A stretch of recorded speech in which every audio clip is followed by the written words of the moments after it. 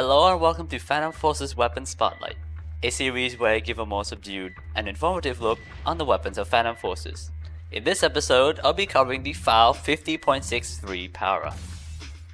The FAL 50.63 Para is a carbine unlocked at rank 89, but really it's a battle rifle. It deals 44 damage up to 70 studs and falls off to 23 damage by 180 studs.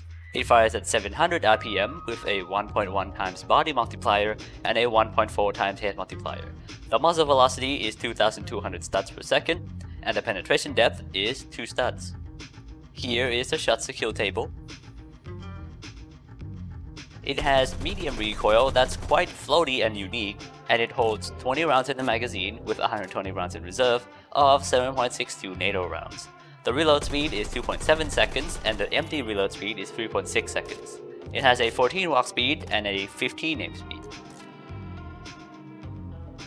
The FAL 50.63 Para, or FAL Para for short, very much excels at medium range, but does alright at close range and long range as well.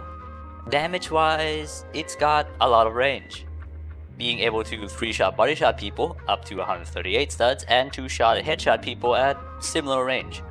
The downside is that, like all battle rifles, it has a 20 round mag with a sizable reload time. The big selling point of the FAL Para is actually the recoil, which is kinda low compared to other battle rifles. This is why it excels at medium range. It has the damage and the range, and the recoil is controllable for you to go full auto without having to worry about much.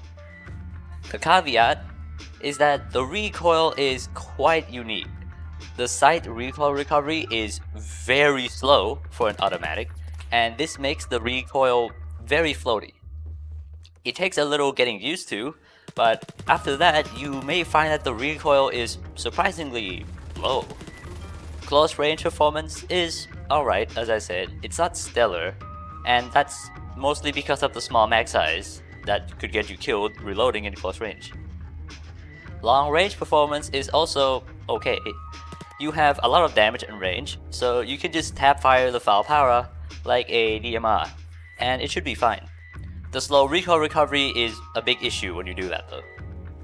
The FAL Para's default ammo is quite versatile, all things considered, but it also has a whole host of different conversions to really shake things up.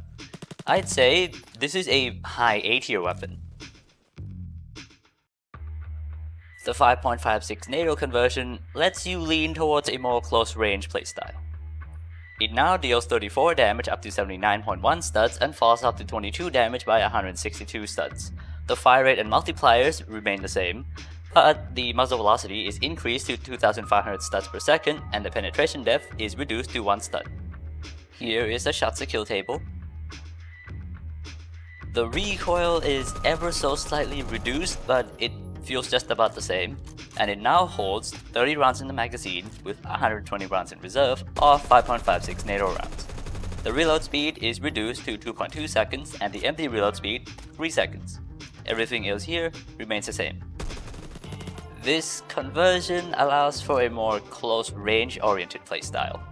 I don't really have much to say about this conversion actually.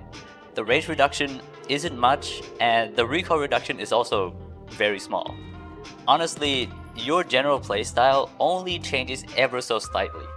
Your long range performance is still kinda alright, you can still do tap fire, but it's just a tiny bit worse. Medium range is also pretty much the same. The biggest difference, really, is in close range. While it doesn't exactly excel at close range, because it has average fire rate, you have a 30 round mag now, and the faster reload. And, well, that's much more viable at close range than the old 20 round mag. You can use this in any map, really, because it all comes down to your playstyle. Because, the actual performance changes aren't big. If you like to play more aggressively and get into close range, then this conversion will fit you very well while still retaining room for medium range performance. This conversion is also a high A tier. The 45 ACP conversion goes all in on close range performance and also gives you a drum mag. It now deals 39.6 damage up to 50 studs and falls off to 19 damage by 162 studs. The fire rate and hit multiplier remains the same, but the body multiplier is reduced to 1 times. The muzzle velocity is also reduced to 1800 studs per second, and the penetration depth is drastically reduced to 0.5 studs. Here is a shots to kill table. The recoil is pretty substantially reduced, and it now holds 50 rounds in the magazine with 150 rounds in reserve of .45 ACP rounds. The reload speed is sadly increased to 3.1 seconds and empty reload speed 4 seconds. Now, this conversion is the one that actually excels at close range. You lose quite a bit of range and damage, so long range performance takes a pretty big hit.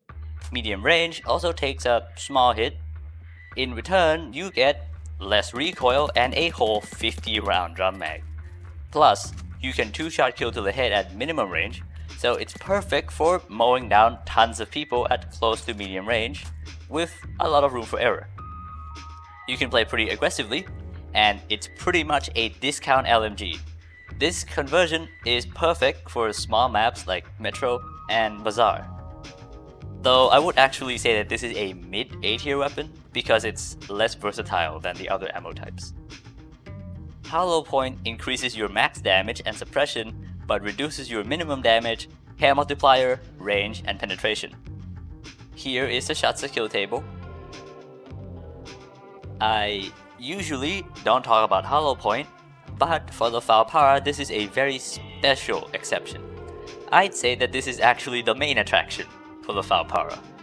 As you saw in the shots to kill table, Hollow Point allows the FAL Para to become one of the very few automatics in the game that can 2-shot kill to the body at close range. This introduces a very strange playstyle though. If you recall, I said that close range isn't a strong suit on the FAL Para because of the small mag size. Well, that is still a factor here, but to 2-shot kill people, you need to be in close range. So the way to go, in my opinion, is to play like a rat. Don't rush in aggressively. Flank and run away to reload like a slippery rat. You need to use your head quite a bit to try and move around at close range without being caught reloading.